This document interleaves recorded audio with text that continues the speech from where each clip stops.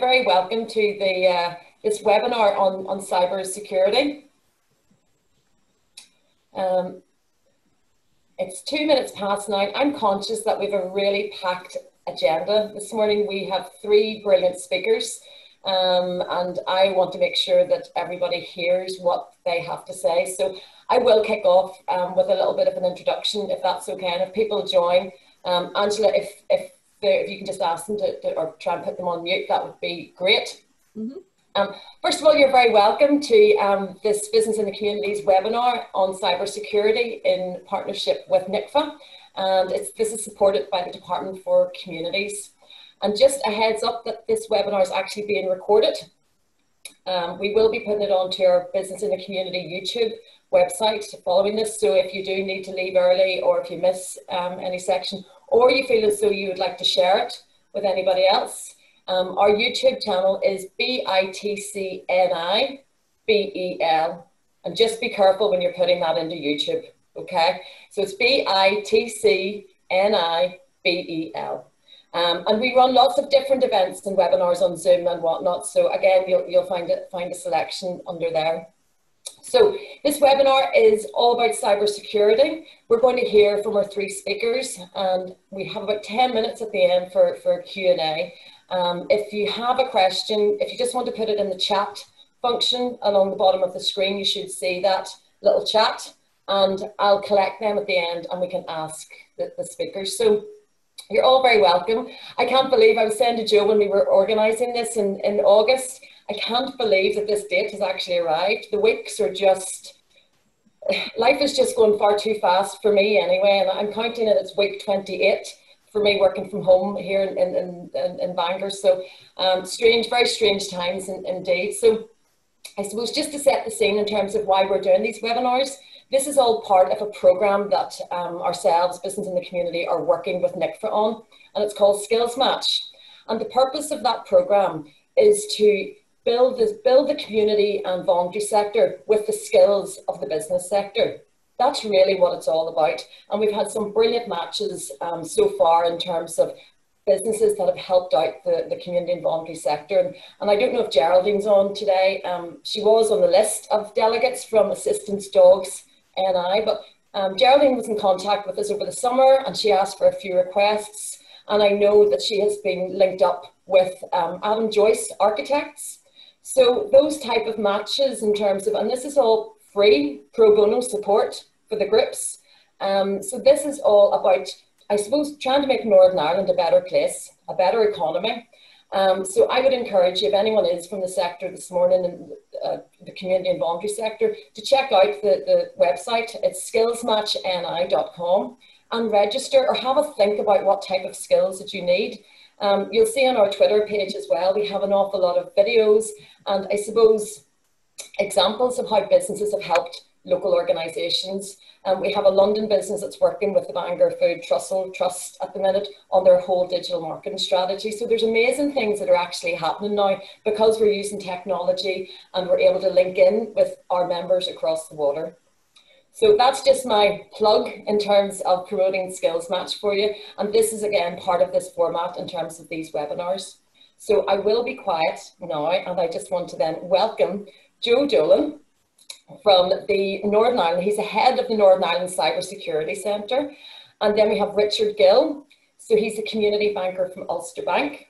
And then we'll hear from Stephen Gray, and he's head of the information management within NICFA. And they're going to have some presentations as well, so they'll be sharing their screens. So I will be quiet from now on, so just sit back and enjoy. And it's over to you now, Joe. Okay, thank you. Hopefully everybody can hear me loud and clear. As great introduction there from Hilary. As she says, I'm heading up the Northern Ireland Cybersecurity Centre. And I'll just give you a wee quick introduction as to what that's about, if my slides work. So our simple objective is that we want to make Northern Ireland cyber safe, secure and resilient for its citizens and its businesses. So you guys, both in your work and in your day-to-day sort of personal lives. And that's easier said than done because there's a lot of us. There's 1.8 million people and over sort of 8,000 small businesses or businesses that are registered, plus the whole public sector. we can't do this on our own. We're a small, reasonably small team, but we have great stakeholder engagement, business in the community, NICFA, and other small business umbrella groups we're working closely with to help get this message out. So we're looking to leverage that to help make that difference. And there's a wee bit at the end there around behavioral change. We can definitely bring this message out, but unless people change what they're currently doing or not doing, then we actually aren't making much of a difference at all. I show this video because it's very powerful. It's a big organization, but what happens here is actually very real, and it's happening. We're seeing it happening across all sectors and all sizes of business. And it's the method of attack that's quite poignant. And I'll just show you this here. Hopefully it'll all work, and hopefully you'll be able to hear it. I'll be quiet for a few minutes. How did you decide to become a hacker? Well, I'm not really sure what it means to become a hacker. That's like some guy in a hoodie who types really fast and stays up all night writing code and cracking passwords. It's not me. I just spy on people and see what makes them click. It's not a bad job. Mark Hanning, CEO of Qualicart, set to report earnings after their blockbuster IPO. So you consider this a job? I put a lot of work into this. I'm not lazy. It takes research to figure out the key players, learn all about them, their families, their friends, what they care about. You have to understand the company's organization. I get a lot of my information from the sales department because they're always so quick and eager. They're hungry. People trust too easily. They don't look at the details. I do.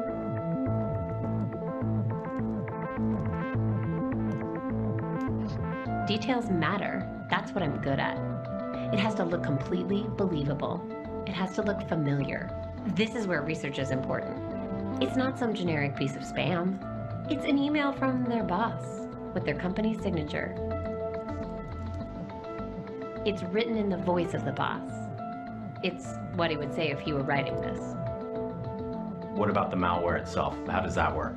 Somebody else out there already wrote all the code that does the actual attack. I'm just using it in the attachment. My skill is in my ability to get a bunch of people to click on that attachment. I always wonder what it's like when the whole thing unfolds on their end, when the panic sets in. Please leave your message after the beep. Hey, this is Rajiv in finance. Call me as soon as you get this. Something's up with my laptop. I can't. Katie, are you on your way into the office? Something's going on with our file servers. It's Karen in HR. Our benefits dashboard seems really slow. We're getting calls from users on it. Give me a call when you get this. Joining conference now. Apparently, there's a malware attack targeting our main... It's ransomware. They're holding us hostage. We're locked out of everything. I can't even check my phone. What about the backup? That will take days. We need this fixed now. Pay it. We don't have a choice. We're reporting earnings in 2 hours. But how do we know that they'll... Pay it. Put every single person on getting us back up and running. That's the only priority now. Okay, it's done. I have the decrypt key.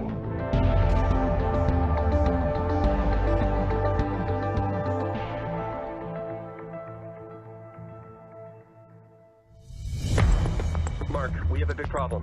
The ransomware was just to distract us. They got inside. They got everything.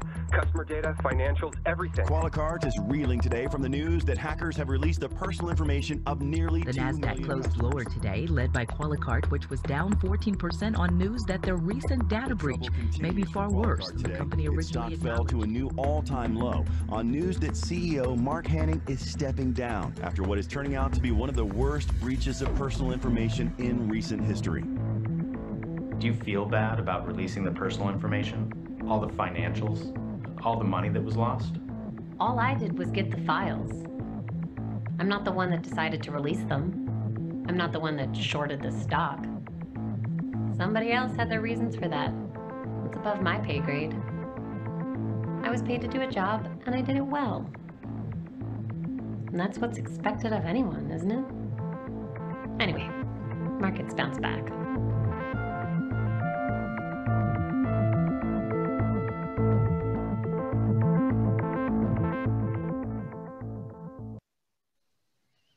So hopefully that video paints a bit of a picture there. Yes, it was done about 3 years ago by Cisco, but there's a lot of subtleties in there that every time I see it, I actually see something slightly different.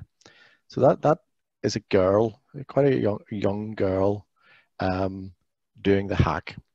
It's being done through social engineering, so there's very little technology involved. She doesn't need to understand how the operating systems work, where the vulnerabilities are. She's effectively taking crime as a service by taking a piece of software that is malicious from a dark website and package that up in an email that looks very, very real, that she's able to manufacture as a result of all of the information that we all put out in and around our business. And I think all we're trying to show here is be careful of what you're giving out. And it's a careful balance because we need to promote what we do. But in your business, make that awareness as to, look, there are things that people are doing to try and trick us, and just to be on your guard, be vigilant. And it's important to do that awareness with your staff and to understand your processes and don't subvert them. All of these companies here you see in front of you, big companies, lots of investment in security, and they have all been hacked for various reasons. And a lot of what I'm going to talk about today is the very basic hygiene steps. And a lot of the reasons that these companies have been hacked is because of a lack or a lapse in some of those basic principles. Every month we see something. So this was back in March, Boots card payments, a data breach, the EasyJet 9 million, customer details hacked. In June, there was an £8,000 Bitcoin ransom for Kent County Council. Coronavirus, we've seen a lot of what we call nation state type activity in and around research institutions and universities. And recently there we see, the Newcastle University cyber attack. And these things are taking a significant amount of time to remediate. What you've seen there in the video was a deployment and something happening quite quickly. That's not always the case. A lot of ransomware and attacks at the minute, they're sitting dormant and they're actually gathering information so that they can ascertain what level of ransom to hit your business with and the most opportune time to hit it. This is a survey done by the National Cybersecurity Centre this year, early in January, I think it was, around a lot of small, as you can see the proportion here, around small and micro businesses. And on average, they see a cyber attack costing in around £4,500. In real terms, it's often a lot more than that. And then we've heard of individual cases where tens of thousands of pounds have been redirected to other accounts or have been paid as a result of ransomware. This isn't just financial. What you don't hear in the reports is the emotional impact to the families and the owners around, is my business going to survive this? The impact in terms of redirection of staff, loss of revenue, and you can see a whole load of things there. And you'll be more than and well aware of the things that can impact the business that aren't just financial. So you got to take all of that in around as well. What would happen if your information data, your access to customer information, financials, HR were compromised? How long could you work without that? Cybersecurity is often, whenever we mention it, you can see people almost glazing over. That's that tacky stuff. It's a black art. We know nothing about it. How would I expect me to know about that? I don't like computers. Whatever the phrase that normally comes back to us, what we're trying to show here is that, look, there's nothing special about this stuff really.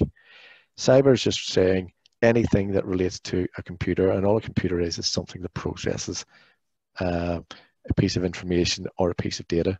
Security is what we do day and daily. It's keeping ourselves free from danger or threat. And cybersecurity is just a combination of those. You'll see threat and vulnerability and risk all thrown out, and even in the industry there are slightly different interpretations of some of this stuff. But this is what I would give you. A threat is really a person or a thing that can cause you damage. A vulnerability is how you might be exposed to that. So a vulnerability might be earthquakes. In Northern Ireland, we're not vulnerable to earthquakes really. In San Francisco, you're probably going to have it high on your risk register. And a risk is a combination of those. What's the likelihood that a vulnerability will actually cause me some kind of loss or damage? So that's in effect what we're saying about the key principles behind cybersecurity. Cybersecurity really just another variant of risk management, which again all businesses do on a day-to-day basis, whether it's legal, financial, HR, projections. Cybersecurity is just something that we need to try and have a bit more of an understanding as to what that threat landscape means. And there's a definition there that you can read, which really just contextualize what I've already said. I'm just conscious that we're trying to get an awful lot into quite a small package of time, and I want to give you as much information here today that you can look at the re-recording again and take it on board as possible. Things that people would normally see as a threat, and some of them will be in the IT security rather than the cybersecurity space, but you know, you're prone to fire, where's your equipment held, how's it protected? More so working from home, you can probably see I'm sitting on a sofa with a laptop on my lap, you know, it's more prone for accidental damage. Services, we don't get part feeders here. In certain countries we do. Shadow IT, though, I do want to concentrate on. If your policies and procedures are such that they're difficult for your staff to operate, they will find a way around them. You know, they will bring in their own, they'll start to use their mobile, they'll start to use their personal email to get the job done. And the irony here is that people just want to do a good job, and they're trying to find the easiest and best way to get that done in the most appropriate time. Flood, you know, do you have your server sitting under a hot water or immersion heater pipe? And theft, we all know that these things are very portable now and attract some value. Environmental conditions are around humidity, temperatures, but the other one I want to hone in here is rogue devices. For all the best will in the world, you may have a supplier comes in, puts a piece of equipment in your system to help support what they do for you. You may be aware of it, you may not be aware of it, but that could actually introduce a vulnerability to you. So be aware of it and what it's there for, and how the controls around that should be managed. This is really the important piece that most people sort of think of around cybersecurity. So nation state, in the main, they are looking at particular geopolitical reasons for attacking people. And that's normally not around SMEs. It's around public sector, research, something that they can leverage for their own political gains. I'll talk briefly about hacktivists, so environmental policy, Greenpeace. They're normally some kind of motivation in terms of raising an aim or an objective. Hackers are normally known as script kiddies, and they're there just to say, look, I can do this. In the main, they're not prevalent in the space. Cyber criminality by far is where we're seeing the majority of attacks happening, and they don't care who you are or what you are, totally indiscriminate, and they will prey on anybody just to get reward or money or leverage. The other two on the right hand side normally do create some kind of a cyber incident, normally not maliciously, by accident. The one on the left, very much a motivation and malicious intent. Employees might do something that disrupts your environment, deletes files, causes some kind of havoc that they didn't really mean to, but it needs to be recovered. And similarly, suppliers, as I said about rogue devices, may introduce something to your system for the good reason, but actually might have a negative consequence. So why are people doing this? Well, quite frankly, it's all because of money. They get a lot of money out of this here. And what we've seen in the video is quite true. We're seeing very commercialized Amazon type services on the dark web. You know, you can come in there, they have customer support to help you pay by Bitcoin. So very, very organized, and they will make sure you get them their money. And they don't care who they're exploiting. As an example, and these figures are probably out of date, but basic identity information, £14. 10 million email addresses with passwords, £110. And they will use that to reap in an awful lot more benefit. Medical details, £3,000, and particularly people in the voluntary sector may have some of these details because of the communities they serve. So that gives you an idea. If you multiply that up by 1,000, 10,000, you know, you can quickly see why cyber criminals are getting, they see this as a very lucrative way to make money. So what can you do? This is from the NCSC Cybersecurity Small Business Guide. There's an equivalent small charities guide, and it's 5 quick, free, low-cost steps that you can take to make it significantly much more difficult for you to become a victim of cybercrime. Back up your data. Know what you want to back up, what's important to you, and as a rule of thumb, I use, what would be difficult for me to replace if I lost something. So it's not normally the applications. It's just, for me at home, it's the photographs and memories and videos. In your business, it might be your customer details, it might be case files, etc. Keep your backup separate. There's a 3-2-1 rule. Have 3 versions of a backup: a son, father, and a grandfather. Have 2 separate systems.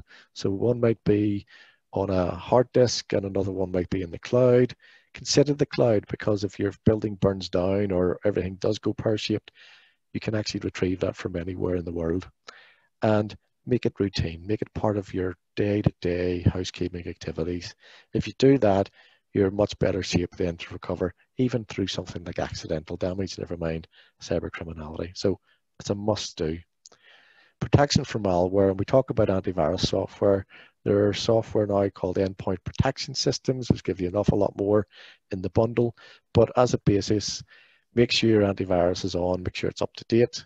That might be something that comes with your operating system. It might be something you buy, but have it there and have it on. Definitely patch it. Make sure the most recent updates are being applied. Prevent users from downloading from dodgy sites. In fact, prevent users control how applications get into your organization. And that might be, if I need to get something, it's going through some kind of process or policy to say that's needed, and I know it's coming from a trusted place. Keep everything up to date. So we talked about your antivirus, but also all your applications, your operating systems. If you're being asked, here's an update, there's usually features and functions in there, but there's not often more than not, there are updates in terms of security fixes, etc. So all your applications, including your mobile devices, if you have applications in your mobile devices, update them as and when required. Control of USB devices, and if you have people who do pen tests or whatever, there's a little thing where they would drop a USB drive in a car park of an organization, and someone will pick it up and they'll come in. It might have the company's logo on it, and they'll stick it into their device, and that's a way to prove, you're not controlling the environment properly. Anything could be on that USB. And similarly, if it's coming from home and somebody's transferring data, you don't know what is on that then is now infecting your organization. So control them. Make sure there's a process of getting information in if that's necessary. That makes sure the USB drives are being antivirus protected or sandboxed for that data that's coming in. If that's necessary, I would tend to not use them at all if possible. Switch on your firewalls. If you have firewalls software or actually in your business, make sure they're on, make sure they're configured properly, and again, make sure they're up to date. This is a very quick canter through this stuff, guys, so hopefully you can take most of this in. Smartphones, tablets, very much how we do business now. Laptops, yeah, they're convenient and maybe for word processing, but most of our business now is done on the move, well, whenever we could move, and it's probably done on a small handheld device. So they're easily lost or stolen. Make sure they're prepared, that you can wipe them remotely, you know how to find them if that's the case, and that they're protected. The password protection is on. You've got some kind of fingerprint recognition, facial recognition, some kind of PIN protection. Make sure that's on so that at least your device is not open for anyone to use. Again, can't emphasize this enough. Keep your devices up to date. If your Samsung or your Apple phone is asking for an iOS update, update them. Update the apps on those. I can't emphasize that enough. When you're using Wi-Fi, and there is a strong recommendation that if you're doing business from a public Wi-Fi, you should consider some kind of a VPN service back to your office. Now, there's two flavors of VPN. There's a VPN where you break out, and it's more for privacy, that people don't know where you're operating from in terms of a geolocation. That's not really what I'm talking about here. It's a VPN back to your office, which gives you a secure tunnel, encrypted, back to your business, so that you know that whenever you're accessing the internet or your applications, that you have a secure connection into that and there's nobody intercepting your data. Passwords. If there's anything you take away from today, passwords, passwords, passwords, and two-factor authentication. It's a bit blurry, but you can see password length. The longer it is, the more secure it is, and the more complex it is, the more secure it is. But there's a balance. The more complex you make it, the harder it is to remember. So the advice that we use is 3 random words. If you take 3 random words, string them together, you've got a reasonably long password, and if you throw a few symbols and characters in there, then you've got a really good strong password that you can use. And if that convention is used against your types of services, then you have a more chance of remembering that. Use password managers if you can. Use the browser manager if you can. Some people say they're not secure, but they're much more secure than using the same password for a lot of accounts. So use the capabilities of your software that's out there at the minute. Change all default passwords. So you might have a router in your home or in your business, and the default is admin, admin. So username, admin, password, admin, or something which is easily got on the internet, because that's the default and that's how engineers access it and update it, etc. So make sure those are changed so that the hackers can't come in and go, I'll just try admin, admin, happy days. I'm into the Wi-Fi, I'm into the router. I'll just go and see what I can do from here on in. Phishing. 1 minute left. Sorry, I'm just okay. Perfect. Sorry. Perfect. No, you're dead on. Yeah. So nearly there. So as you can see, I'm rattling through this, but phishing is by far the single means of attack into business. This is normally through email or through an email that either has a payload or a link to a suspicious form or website, and they're becoming more and more clever in their presentation. It used to be look for spelling mistakes, etc., but that's no longer the case. Make sure you're aware of the phishing attacks. Look at our website, and that'll give you much more information on that. I sound like Paul Lewis at the minute. Know the obvious signs. Check your digital footprint, as you've seen in the video there. What are you putting out there that makes it easier for people to impersonate you or your CEO? Don't fall for things that are rushed. This is the CEO of your business or your director or your owner. I need this paid right away because we're going to lose A, B, C, and D. Phone up and check that that's right before you make that transfer. I've given you a lot of advice. Check our website, check the NCSC website. There's a lot more advice on there. Simple, easy steps to take, but it's of no use unless you put that advice into action. Seize the day, do some of that now, do some of it tomorrow, make it your mission to put this into practice. We can bring the horse to water, but we can't make you guys do this stuff. Take this advice on board is something I want you to take away from today. There's my contact details. By all means, get in contact with us. Look at the website, follow us on Twitter. We put a lot of stuff out there, and that's me. I'm going to hand over to Richard now. So hopefully I've kept on time and it has been a rattle through. So thank you for that. I'm going to stop sharing now. Thank you so much, Joe, and apologies for rushing you. And I know that we probably could have a 3-hour webinar on this. It's fascinating, but I'm just conscious of time. So Richard, if you're happy to, I'll hand over to you then. You're on mute. Oh. I'll just stop sharing for a second. You trust you can all hear me now, okay? Yeah. Let me just share my screen. Okay, thanks, Joe. Thank you, Hilary. My name is Richard Gill. I'm one of 4 community bankers in Ulster Bank.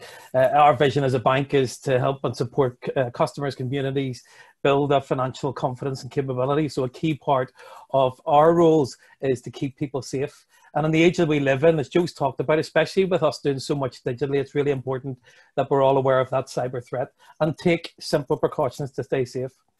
And one of the most common challenges that we're facing, especially in the current climate, is that criminals are taking full advantage of preying on our vulnerabilities, leveraging the worry and uncertainty that's being caused by coronavirus. It is a big problem with big numbers attached, as we've just heard, but often those misconceptions and I say even a lack of understanding leave most of us so ill-equipped to deal with the threats that we face. Criminals don't really care who they target, which basically means any one of us can be affected.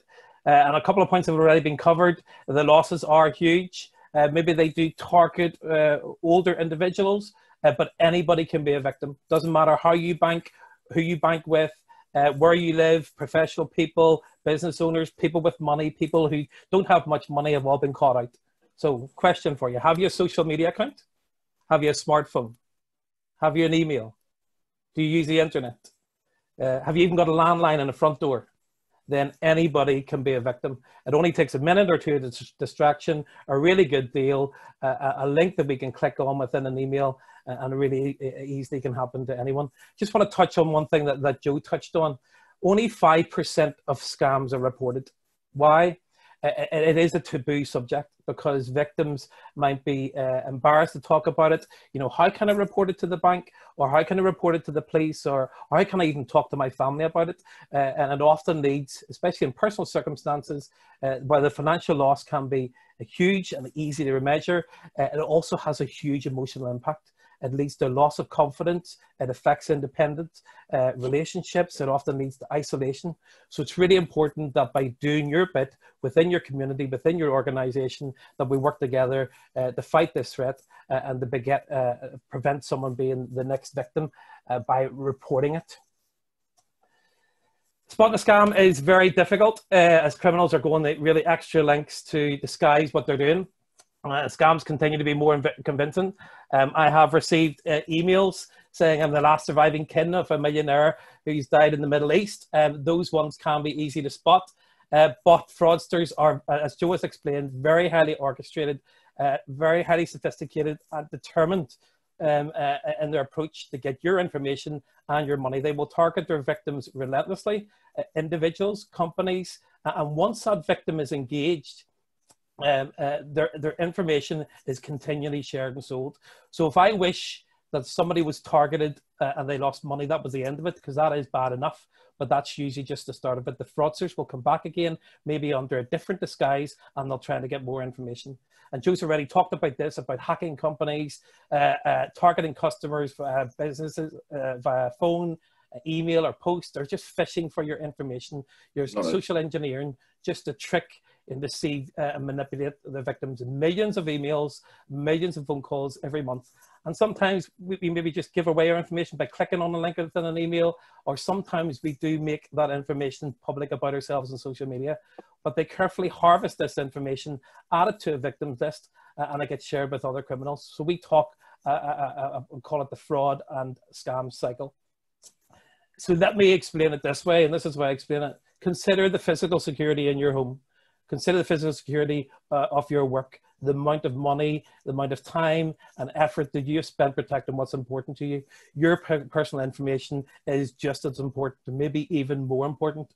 So what is your personal information? It is your names, your address, your date of birth, your email, your passwords, your PIN numbers, your card reader codes, your activation codes, your one-time passcodes, even your mother's maiden name, even your dog's name. Data is the new cash, so treat your personal information exactly as you would your cash, and don't just go handing it out to anyone, even if they do appear genuine. Just as Joe has told us, social engineering just to try to trick us and to give away information. So one of the ways they do that is by sending text messages. So on the left, you have a phishing text. Okay, so again, if we have a mobile phone, we can fall victim to this. We call it smishing. So this is a phishing text that has been circulating, purporting to be from your bank. It suggests that personal details have recently been updated, and the recipient is to click on a link in order to verify the details.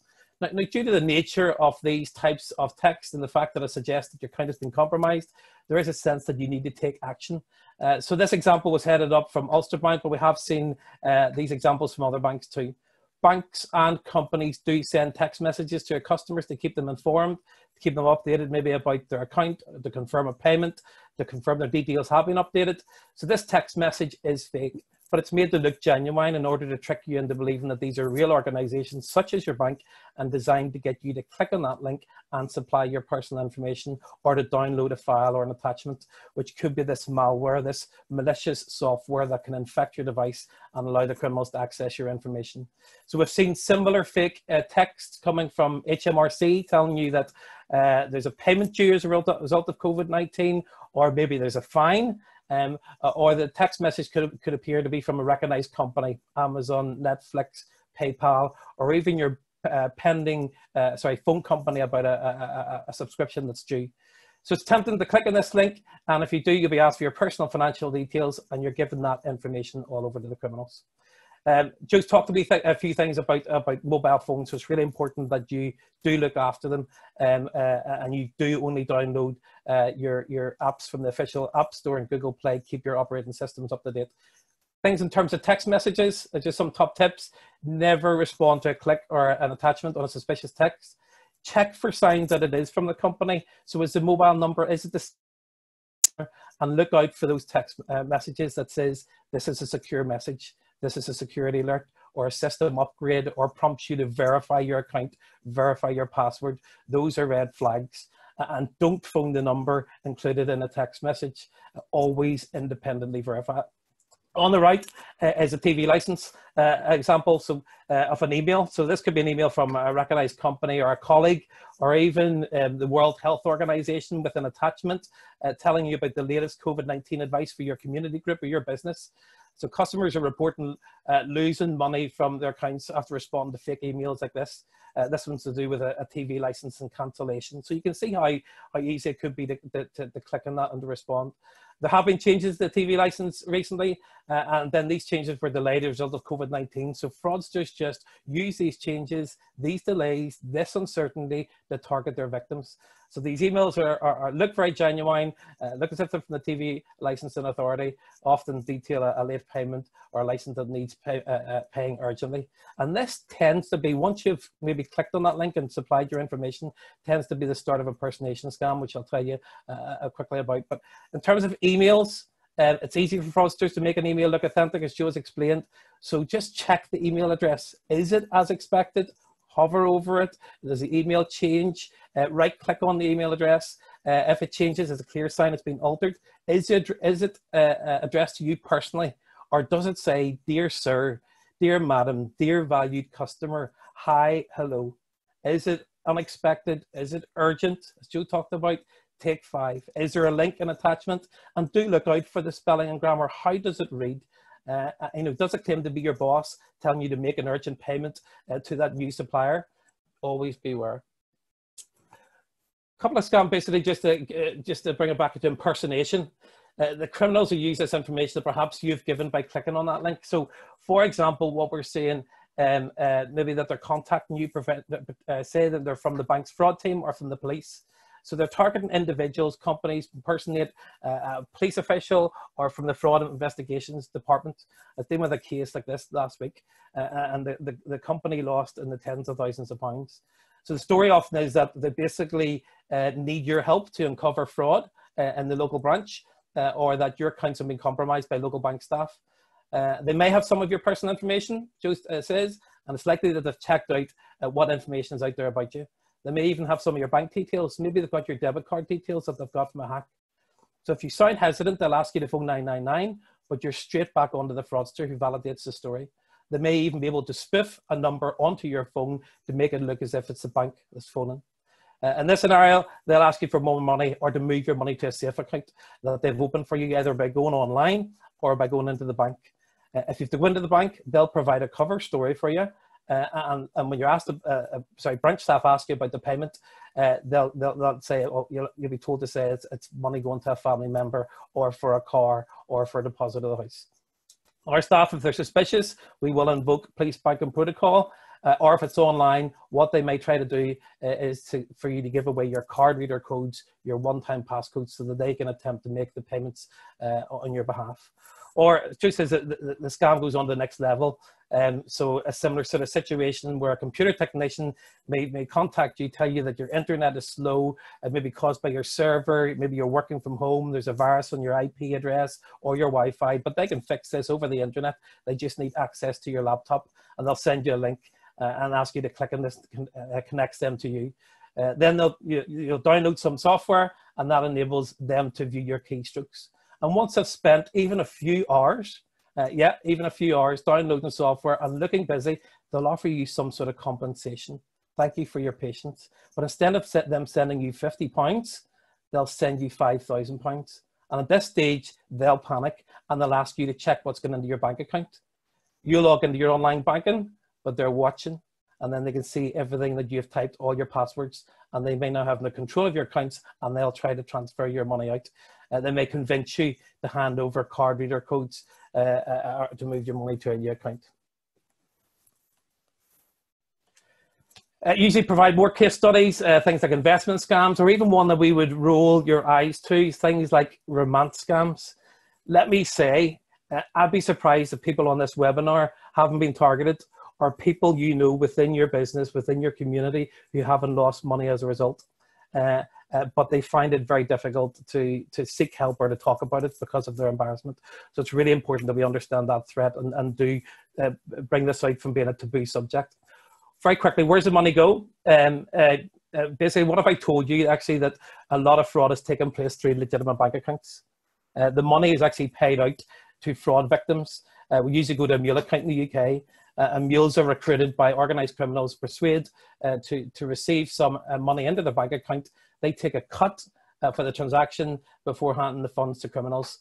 Sometimes the mule is aware, sometimes they're suspicious, but they're told it's a reward for a good job done and help provided. And this often takes the form of maybe a bogus job offer, which is particularly prevalent in these times. And we do know a lot of our younger people are at high risk of being lured into these sorts of schemes with life-changing personal consequences. And usually when the money's gone, it's gone. It'll never be recovered. And it does go to undoing serious crime like people trafficking and illicit drugs and terrorism. So it is hard to hear, but the average price paid for a trafficked child in the UK currently is around £6,500. And when you're scammed, that is where this money is going. Joe's covered lots of things around about keeping your business safe, and maybe move on, Hilary. But again, simple things like backing up, educating your staff. Is it a key part of your cybersecurity, a key part of your risk management and security? Have a zero tolerance for fraud. And what do you do when you onboard a new client? How are you advised of any changes, especially when it comes to payments or updating data? What do you do? You know, just a couple of top tips just to leave you with. Again, just have a read down through that slide there. Again, banks or genuine organizations will never contact you out of the blue asking you for a PIN, your full password, your card reader codes, or to move money to a new account. Your personal information is yours. Don't give it away. Never click on a link in an email that takes you to a website looking for maybe your personal information. Always go by the search engine, look for it within your URL, look for that padlock, look for that HTTPS, and look at the website and does it look genuine. Never allow remote access. Watch out for that spelling and grammar, just read carefully. For me, the most important thing, take 5. Stop, think about what you're being asked to do and talk about it. Joe has talked about passwords. I'm going to say it again. We're all going to go and change our passwords. But please make sure your passwords are, I can emphasize that, or don't underestimate the power of a unique, strong password.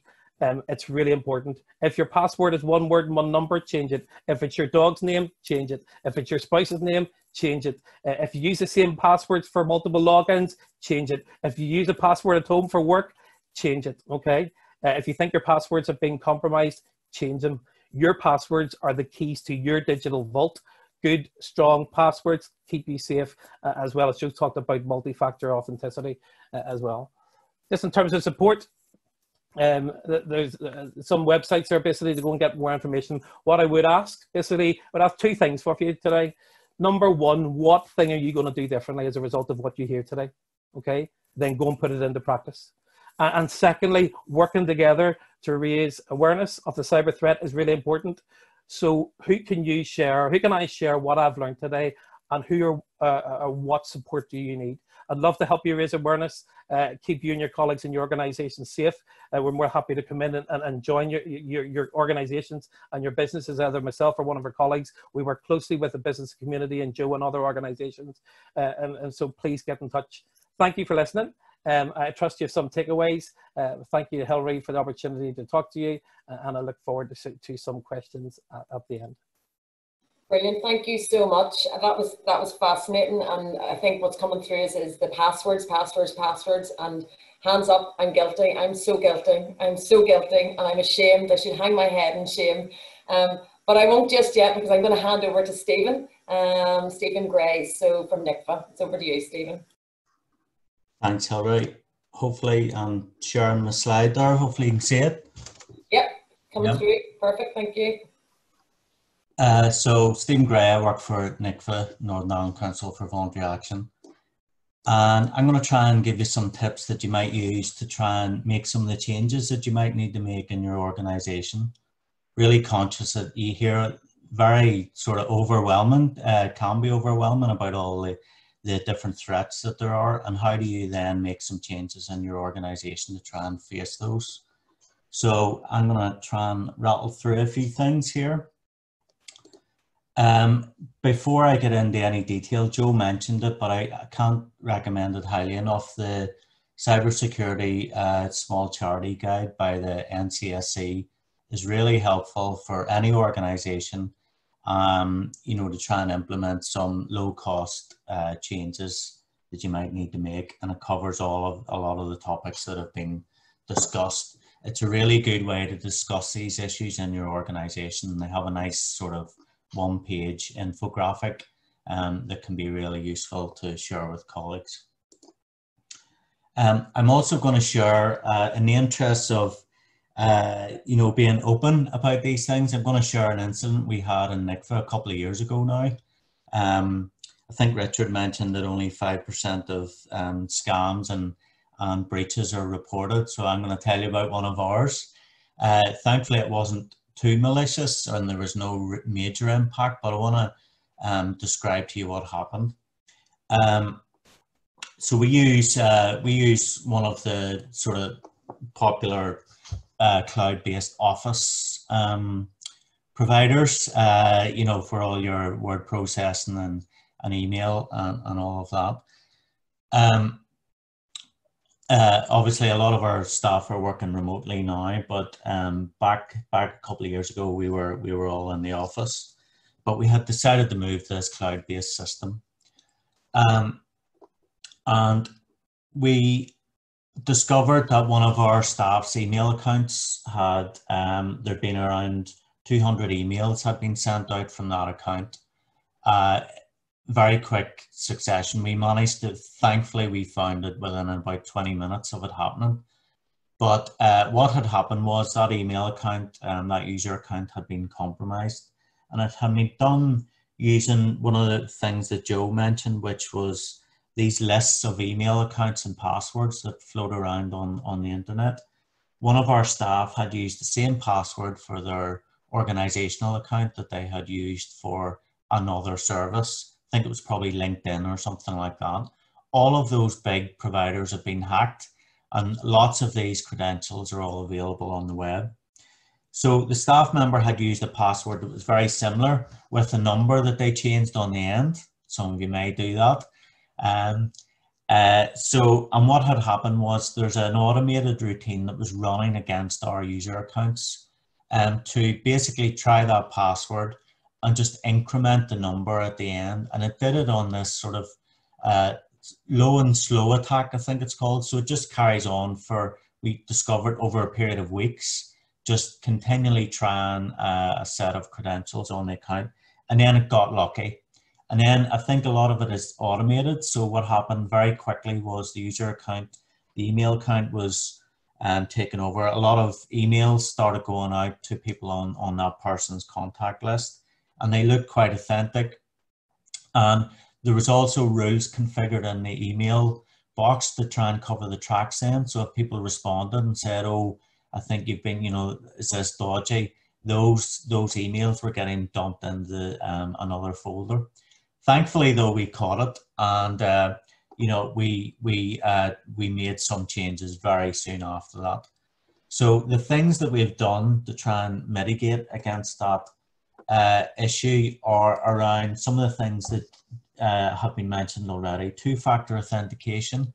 What that means is you may use it for your bank accounts and some other services now. So you'll get a code to your mobile phone or some other authenticator to make sure that you are the person that you say you are. So we implemented that almost immediately after that incident. But what I've noticed, and I looked at our numbers, I did some analysis of our login attempts on our cloud-based service. Last night, I looked for the last 7 days on our user accounts. And obviously, we're all working remotely now, so it's really important you keep an eye on all this stuff. But actually, there was 12% of the login attempts were failing this sort of multi-factor authentication. And these are automated attacks that are happening continually from all over the world. Thankfully, we've got the multi-factor authentication on, so they're being blocked. But if you are using any sort of cloud-based services for your Office products, most of them, all the leading vendors will have multi-factor authentication. I can't emphasize enough how important it is to try and turn that on. The recommendations from the NCSE are to use that for your, important accounts. We use it for all staff accounts, and I would encourage you to do that. And also the passwords has been mentioned several times. Sort out your password policy. Don't have people using the same passwords for your own user accounts in your organization that they would use for their own personal services. And we, for example, changed our requirement. I think it's a minimum of 20 characters now on our password, following what Joe advised, which is the 3 random words approach. So yeah, I wanted to share that with you. There's a lot more to that, but just to give you a flavor of the type of thing that can happen. In the event that incident we had, it was more embarrassing than anything. I had to contact the 200 people and say, look, sorry about that. A good lot of people knew it was a phishing attempt. Other people were kind of going, oh, I thought it was a bit odd, but nevertheless, it took quite a while to go back, and it was embarrassing and all that. So, you want to avoid those. I want to say information security is not a tech issue. I think it was mentioned right at the top by Joe. This is an issue of governance for your organization. So if you are trying to make these changes in your organization, do not see it as a tech issue. You need to get the organization and the board involved in trying to make the changes that are needed, in your organization. And the governance is around ensuring that there's some accountability and some rules around and responsibilities about who should be doing what to make sure that your organization is doing what it can to make the changes it needs. It's been mentioned as well, it's essentially a risk management exercise, and organizations are well used to dealing with risk. So it's another part of that. I know this is difficult. We're facing so many real challenges in our own personal lives and organizations at the minute, but there are things you can do following the guidance that has been covered if you get it at the right level, if you engage your board and engage it as a governance issue. I would also suggest that you try to use what you already have in place. So if you have some sort of risk management process, and most organizations, I think, being represented here today will have some sort of risk management exercise which looks at the the likelihood and the impact and things like that. Try and adopt that as your framework to look at these issues. I would also say, I'm sure maybe some people shudder when I put up GDPR on the screen, but I think a lot of organizations, we all had to up our game a little bit in terms of how we manage data in the organization. And what I think in most organizations is that there was some practice and some artifacts and some processes put in place to help you comply with GDPR that are very useful then as you try to tackle improving your information security in your organization. So things like, you know, information assets or data processing register or things like that, you will have put some effort in to try to get some safeguards in place, and even things like how do you deal with the breach and things like that. So if you've got stuff like that, try and build on that. I think that can help. I'm going to give you some questions really to ask for yourself and for your colleagues and for your board that I think are worth talking through. They're simple questions, but they actually will help you start to make the changes that you need to make. So who's responsible for information security in your organization? And usually people would say, well, everyone is responsible, and yes, we all have a role to play to try and not do things that are going to cause us damage. But actually you need the IASME, who are an organization who run a kind of accreditation program for cybersecurity, ask that it's a person that's a leader within your organization and that they take full responsibility for information security and data protection. So it's really a good idea to do that. It depends on the size of your organization, how you can go about this, but it is a requirement of Cyber Essentials. You can't farm this out. They also stipulate you can't pass the responsibility for this out to an external IT provider. It's a governance issue. You need to look at it from your own organizational perspective. I'm really rattling through here. Is it a standing item on your board agenda? That's a really good way to try and get the changes that you need to make done at the right level, because the board will hopefully focus on making sure, you know, that the time and resources or whatever is needed, space is needed to deal with this are given. And also just about making the culture and the norms that you need in your organization. And, you know, as we change how we do things at the minute, a lot of organizations have completely transformed how they operate. It's really important that you kind of keep on top of that and make sure that people that are doing jobs that maybe they wouldn't normally have done before, maybe you've furloughed some staff and other people are doing jobs that they don't normally do, that you make sure they have the right skills and knowledge about the information that they're dealing with and the processes that they're using.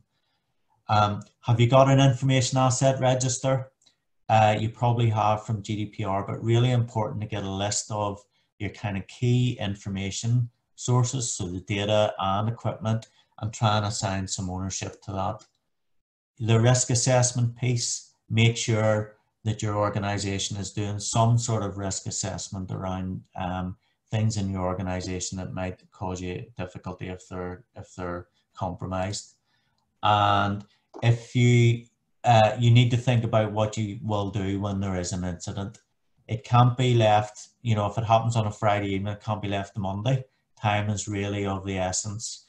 You've got to make sure the culture in your organization is such that if people see something has happened or they've done something accidentally, they report it immediately. No room for wasting time. Minutes can be vital actually in trying to deal with these issues.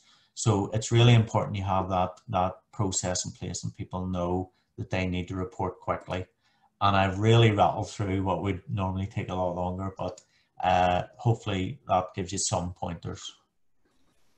Well, Stephen, thank you so much. And I know you did rattle through that, but I think that was brilliant. And for me, the big takeaway is about it being a governance issue. I never would have thought about cybersecurity falling into that bracket, if you like. But when you say it the way, you know, when you explain that, it really does make sense. And it's not just down to the IT person or the IT team or somebody who's good with computers. You know, I thought that was brilliant. So thank you so much. And I'm really conscious of time, and I'm a stickler for times. It's 10 o'clock and I need to hand over to Sandra from NICFA. So, and I can share my screen here, Sandra, as well, hopefully. Great, thank you. Thank you very much, Hilary, and great to work with business in the community on all of these sessions. As you all know, these sessions are part of the Skills Match programme. And the good thing about that means that it's not just about this 1 hour webinar, but actually there is more support and help available to all of you. The Skills Match website allows you to go on and register, and you can register any type of support or skills that your organisation needs. Maybe it's for a new project, maybe it's for your board members, maybe it's for a piece of work. If you don't want to do that and you just want to contact Hilary or myself first to find out a wee bit more information, obviously you can do that as well. But do go on and have a look at the Skills Match. So thank you so much to Joe, to Richard, and to Stephen for those really practical and valuable inputs. Just to say as well, a little bit of a plug for another event that we have coming up with Joe from the Northern Ireland Cybersecurity Centre is on the 15th of October.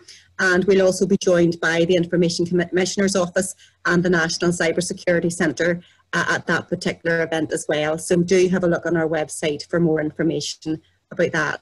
So thank you all so much for joining us. Do have a look at the Skills Match right now before you forget, or contact Hilary or myself for more information. Thank you so much. Great, folks, thank you. And sorry, I thought I would do a shameless plug as well there, Sandra, with the dates for our next webinars for Skills Match. So hopefully you can see them on the screen. I'm not too sure if you can or not, but hopefully you can. Okay, so thank you very much, everybody. There'll be an evaluation coming out, and I hope that you've enjoyed this morning. Apologies if it felt very rushed, but it's a big topic area. So, and a big thank you to Joe and Richard and Stephen for sharing your time with us this morning. I hope you all really enjoyed it.